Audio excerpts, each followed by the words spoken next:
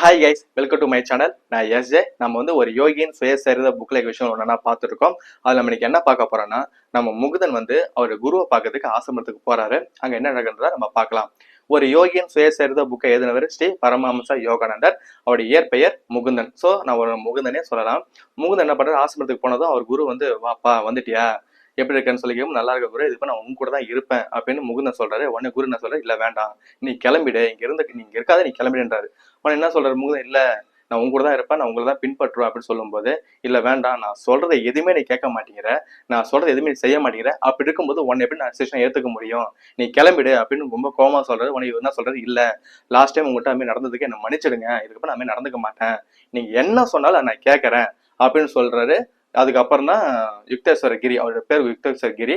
சரி ஓகேப்பா, நான் வந்து சிஷ்யனை உன்னை ஏத்துக்கிறேன் அப்படின்னு சொல்லிட்டு, சரி குருவே ரொம்ப நன்றின்னு சொல்றாரு. உடனே என்ன சொல்றாரு, நீ முதல்ல உங்க ஊருக்கு போ, ஊருக்கு போனதும் முதல்ல ஒரு காலேஜில் போயிட்டு நீ சேரு, உன்னுடைய படிப்பை நீ கண்டினியூ பண்ணு அப்படின்றாரு. இவரும் சரின்றாரு. எதுக்காக சொல்றாரு அப்படின்னு அவரே சொல்றாரு, நீ வந்து எதிர்காலத்துல வெளிநாட்டுல போயிட்டு ஆன்மீக சொற்பொழிவு நிறைய பண்ணுவேன். அப்போ வந்து ஒரு சாதாரண ஒரு மனுஷன் வந்து ஆன்மீக சொற்பொழிவு பண்றானும் போது யாரும் அதிகமா கவனமா கேட்க மாட்டாங்க. ஏன்னா மேலாடைகள்ல அதிகமா படிச்சவங்க இருப்பாங்க. அந்த காலத்துல சொல்றாரு, படிச்சவங்க இருப்பாங்க. ஆனா ஒரு படிச்சவன் ஒருத்த வந்து ஆன்மீக சொற்பொழிவு ஆற்றான் அப்படின்ற பட்சத்துல வந்து எல்லாரும் என்னன்னு கேட்பாங்க.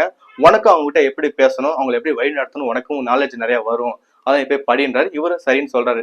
நீங்க சொல்றத நான் செய்யறேன் குருவே, ஆனா நீங்க எனக்கு ஒரு விஷயம் பண்ணணும்னு சொல்லி கேட்கிறாரு. என்னன்னு கேட்கிறாரு, இல்ல நான் வந்து கடவுளை பார்க்கணும், நீங்க எனக்கு உதவணும் அப்படின்னு சொல்லும்போது, என்னால என்ன முடியுமோ அதை நான் கண்டிப்பா உனக்கு செய்வேன்னு அவர் குரு சொல்றாரு. சரி வா போய் ஆசிரமத்தை சுத்தி காட்டுறேன்னு சொல்லிட்டு குரு கூட்டு வந்து, குருவும் முகுந்தனும் வராங்க. வரும்போது குரு ஒவ்வொரு இடமா சொல்லிட்டு வர்றாரு, இது சாப்பிட்ற இடம், இங்கெல்லாம் தங்குவோம், இங்கதான் இருப்போம்னு சொல்லிட்டு வரும்போது, உடனே முகுந்தன் கேட்கிறாரு, உங்களை பத்தி கொஞ்சம் சொல்லுங்கன்னு சொல்லி கேட்கும்போது அவர் என்ன சொல்றாரு, எனக்கு என்னுடைய குடும்ப பெயர் பிரியாநாத் கரார் அப்படின்னு சொல்றாரு. அவங்க அவங்க அப்பா வந்து அந்த ஊர்லயே ஒரு பெரிய தொழிலதிபர். இந்த இந்த மாளிகை வந்து எங்க அப்பா தான் எனக்கு கொடுத்துட்டாரு, அவர் இறந்துட்டாரு, எனக்கு கல்யாணமும் ஆயிடுச்சு, எனக்கு ஒரு பெண் குழந்தை இருக்கா, அவருக்கு நான் கல்யாணமும் பண்ணி கொடுத்துட்டேன், என்னோட மனைவி இறந்ததுக்கு அப்புறம் நான் சன்னியாசி ஆயிட்டேன், இதான் என்னை பத்தி, மற்றபடி பெருசா எதுவுமே இல்லை அப்படின்றாரு. இவரும் சரின்னு சொல்லி கேட்டுக்கிறாரு. அடுத்த நாளே இவர் கிளம்பி அவர் குரு சொன்ன மாதிரியே ஒரு காலேஜ்ல போயிட்டு சேர்றாரு. காலேஜ் எங்க சேர்றாரு, கல்கத்தாவில் சேர்றாரு. கல்கத்தாவும் சொரம்பூர் கிட்ட கிட்டதான். ஸோ இவர் வந்து மோஸ்ட்லி காலேஜ்ல இருக்கிறத விட ஆசிரமத்துல அதிகமா இருக்கிறாரு. அது ஒரு குருவும் பாக்குறாரு, ஆனா கண்டுக்காம இருக்கிறாரு. சரி இருக்கட்டும் அப்படின்னு சொல்லிட்டு ஒரு நாள் என்ன பண்றாரு, கூப்பிட்டு இந்த மாதிரி நாளைக்கு நீ வரும்போது கொசு வலை 2 வாங்கிட்டு வா, ஒண்ணு உனக்கு இன்னொன்னு எனக்கு அப்படின்றாரு. இவருக்கு அப்பதான் ரொம்ப சந்தோஷமா இருக்கு. காரணம் ஏன்னா இவர் வந்து வீட்டுல எல்லாம் இருக்கும்போது கொசு வலை போட்டு தான் படுப்பாரு. ஆனா ஆசிரமத்துல யாருமே அதை யூஸ் பண்ண மாட்டாங்க. ஆனா ஃபுல்லாவே கொசுவா இருக்கு, ஆனா யாரும் யூஸ் பண்ண மாட்டாங்க.